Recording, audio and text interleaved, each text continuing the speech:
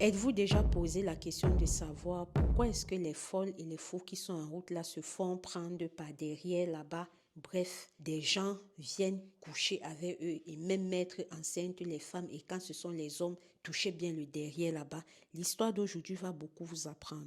Ici est le témoignage d'une maman dont son garçon était devenu faux. Et lui, malgré tout ce qu'ils avaient fait, il n'arrivait pas à le contenir à la maison, donc il était toujours en route. Et elle était fatiguée à plusieurs fois quand elle passait dans les carrefours, voir son fils couché au sol dont on a bien touché le derrière là-bas. Vous voyez de quoi est-ce que je parle. Voici la triste histoire mystique de cette maman, mais que je suis sûre que ça va pouvoir aider beaucoup de personnes et allumer beaucoup de cerveaux. Allons-y dans les détails de cette dernière. Le témoignage de cette maman vient à la suite de la vidéo que j'avais fait sur les mendiants. Et elle est entrée dans mon inbox me fait comprendre que ma fille, ce que vous dites là, je vous crois parce que dans cette dernière, j'avais dit que tant pis pour ceux-là qui passent le temps à me dire que j'invente des histoires ou que je mens. Elle m'a expliqué ce que je m'en vais vous détailler aujourd'hui. Elle m'a fait comprendre que les faits se sont déroulés en 2010 et qu'à l'époque, elle, avec son mari, tout allait bien. Du jour au lendemain, son mari est parti, donc il est décédé. Elle est restée seule avec les enfants. Quand elle est restée avec les enfants, elle avait la difficulté à pouvoir nourrir ces derniers. Elle avait la difficulté à pouvoir parvenir à tous leurs besoins. Le principal protagoniste de cette histoire étant son premier fils a décidé d'arrêter les écoles et de se lancer dans la vie, voilà, histoire de pouvoir aider sa mère, histoire de pouvoir venir en aide à sa mère. C'est comme ça que n'ayant pas très fréquenté, voilà, il a commencé à faire les bayam salam, si on va dire les gens qui font les sauveteurs, qui vendent les choses au marché. Bref, il faisait tout ce qu'il pouvait faire à partir du moment qu'il pouvait ramener de l'argent à la maison. Alors un jour, il est resté, ne sachant pas trop le pourquoi. Il y a un de ses amis qui est venu lui dire que, gars, il y a un mouvement là dont j'ai entendu parler, est-ce que tu voudrais partir avec moi? Il a dit d'accord, il n'y a pas de souci. C'est comme ça qu'il dit à sa mère que maman, il y a un ami qui m'a parlé de telles choses, je ne perds rien à aller essayer. Peut-être là-bas, je peux tomber sur certaines opportunités qui vont permettre à ce que je puisse plus ramener de l'argent ici et gérer mes frères et sœurs. Sa mère ayant tellement confiance à son fils, sachant que ce n'est pas un enfant à problème, c'est un enfant même qui est plus que mature par rapport à son âge, elle a accordé cela à son enfant de partir. Il est parti, sauf qu'elle se rend compte que quand il revient, il commence à parler seul dans la chambre. Quand il revient, ses agissements ne sont plus les mêmes. En un seul mot, ou du moins en clair, son fils qui est parti là, celui-là qui est revenu était autre chose sauf son fils. Elle a essayé dans un premier temps de comprendre ce qui s'est passé. Dans un premier temps d'essayer d'aider son fils de comprendre, mais elle n'arrivait pas. Elle est partie vers lui, lui demander que est-ce que où tu es parti là, tout s'est passé comme tu voulais? Est-ce que tout allait comme tu voulais? Je constate que depuis que tu es rentré, ça ne va pas. Je constate que depuis que tu es rentré, les choses ne sont plus comme avant. Mon enfant, parle-moi. Tu peux tout me dire, je vais t'écouter. Ne te ferme pas. S'il y a quelqu'un, même si tu as fait quoi, s'il y a quelqu'un qui peut t'aider, je pense que c'est moi. Parle-moi. Son fils restait seulement comme ça. Il ne parlait pas. Il commençait à pleurer. Elle me fait comprendre que Madame Alicia Lotus, quand j'ai vu mon fils, la première fois que je lui ai parlé avec ces mots et dont j'ai ouvert mon cœur de maman, quand j'ai vu qu'il pleurait, j'ai compris là que même si c'est que j'avais encore le doute, il y a bien quelque chose qui s'est passé pendant ce voyage-là qui dépasse l'entendement et dont mon fils ne trouve pas le courage de me parler. Je suis restée tranquille, je lui ai fait comprendre que je te donne tout le temps, je ne te presse pas. Le jour où tu seras capable de me dire ce qui s'est passé, tu me le diras. Mon fils a continué à être une autre personne, à se comporter bizarrement, même sorti souvent pour m'aider comme il faisait là, il ne faisait plus, il était seulement à la maison. De jour en jour, je voyais sa santé descendre devant moi, mais j'étais impuissante, je ne savais pas quoi faire.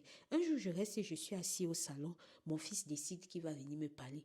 Quand il me dit, maman, est-ce qu'on peut parler? Je lui dis oui, il me dit ok, on va le faire tout à l'heure quand mes frères et sœurs vont dormir. Je dis que d'accord, il n'y a pas de souci, mon enfant. J'étais tellement contente, mais en même temps, j'avais tellement peur de savoir ce détail-là qui pouvait sans doute me troubler, de savoir ce détail-là qui a changé mon enfant et le plus important même de savoir si après avoir su cela, je pourrais faire quelque chose pour aider mon enfant. Une fois la nuit tombée, ses frères et sœurs sont allés se coucher. 2 heures de temps après qu'ils soient allés se coucher, histoire de patienter et de savoir qu'ils sont bien endormis, c'est comme ça que j'étais assise au salon. Il est venu, il m'a dit que ok maman, maintenant on peut parler. C'est là où il s'assoit. Quand mon fils veut commencer à m'expliquer, sa bouche se bloque. Il ne peut plus parler. Il essaye de tout faire, ça fait seulement hum, hum, Là, j'ai vu le miracle devant mes yeux. Mon fils n'arrivait plus à parler. Imaginez-moi au milieu de la nuit, ne sachant pas quoi faire, n'ayant même pas un mari qui va savoir prendre la situation en main. C'est comme ça que j'ai décidé d'appeler certains membres de ma famille. Quand j'appelle certains membres de ma famille, il y a quelques cousins qui ont pu arriver là. Nous tous, on a pu constater de manière impuissante ce qui se passait avec l'enfant. C'est comme ça qu'étant dans la nuit, on a dit on va attendre le matin, histoire de savoir de quel côté est-ce qu'on va aller. C'est comme ça que le matin arrivé, on a fait les appels à gauche, à droite, à gauche, à droite, à gauche, à droite. On a fini par atterrir quelque part. Quand on arrive là-bas, au fait, on nous fait comprendre que le mouvement dans lequel son ami avait amené mon fils de partir là, c'était un truc où il était censé aller tremper ses mains. Mais que mon fils n'était pas au courant. Et quand il est arrivé là-bas, on lui a donné les conditions qui étaient d'abord, premièrement, que c'est moi qui vais partir, deuxièmement, qu'il n'aura jamais d'enfant et que après moi, là, tous ses frères passeront. Il a dit qu'il ne peut pas accepter et qu'il ne savait pas que c'était pour ici qu'il venait et qu'il est sorti sans même attendre que toutes les cérémonies là finissent. Et pendant qu'il partait, on lui a dit que sache que si tu parles de ça à quelqu'un, tu vas perdre l'usage de la parole et tu vas devenir fou.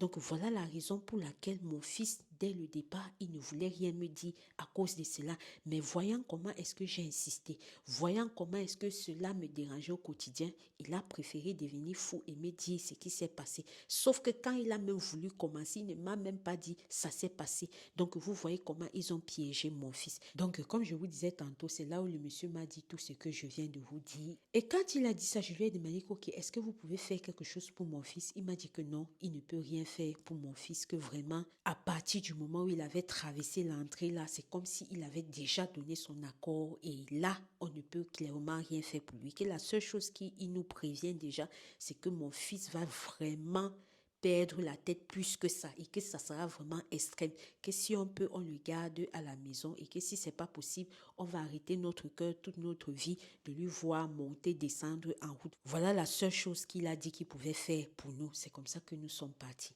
Quand nous sommes arrivés à la maison, j'ai dit que non, cette affaire-ci me dépasse. Cette affaire-ci, je ne sais pas, je ne peux pas accepter ça comme ça. C'est comme ça qu'on est parti maintenant chez un prêtre.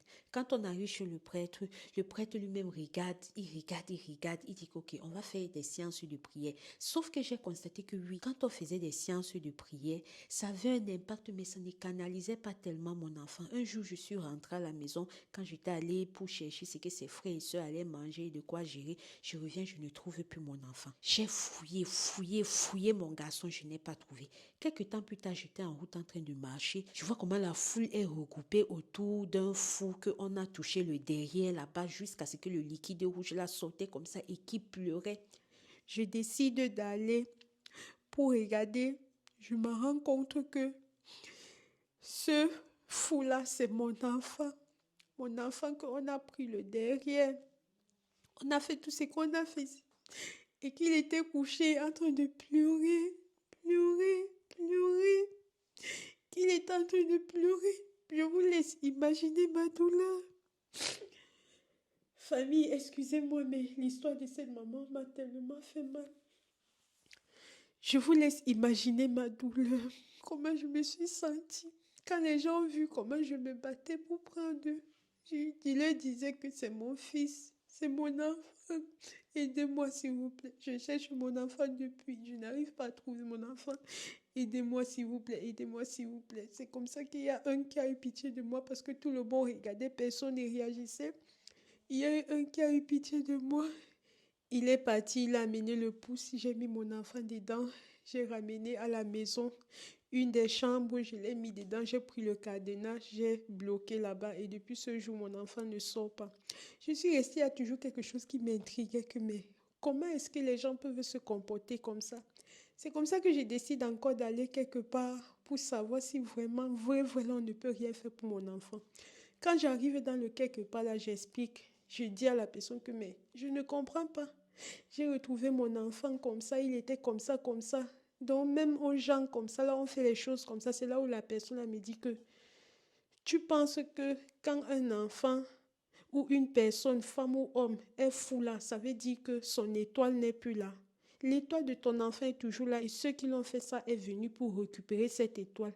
Et j'espère vraiment que tu vas pouvoir le garder à la maison parce que c'est son étoile que chacun va venir prendre et laisser des démons en lui qui seront en quelque sorte plus tard une malédiction pour ta famille. Donc, si tu peux, garde ton enfant à la maison qui ne parte plus. Ce qui s'est passé là, je vais travailler sur lui pour que cette étoile-là puisse revenir et que ça n'impacte pas votre lignée familiale. C'est comme ça qu'il a travaillé sur mon fils, mais lui aussi, il m'a dit qu'il ne pouvait pas totalement enlever ça.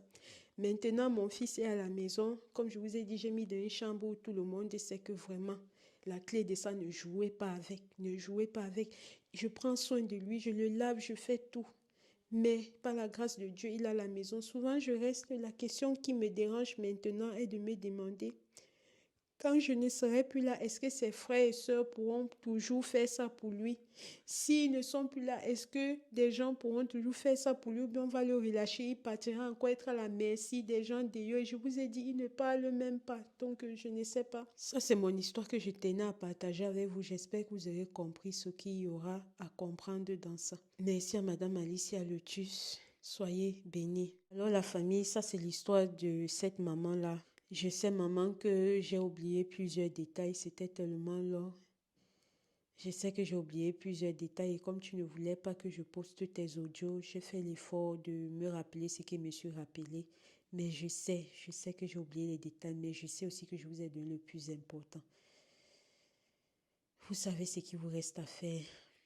Ici Alicia Lotus, on se dit à très bientôt pour une prochaine vidéo. Cette vidéo, ça m'a essoufflé. Shalom.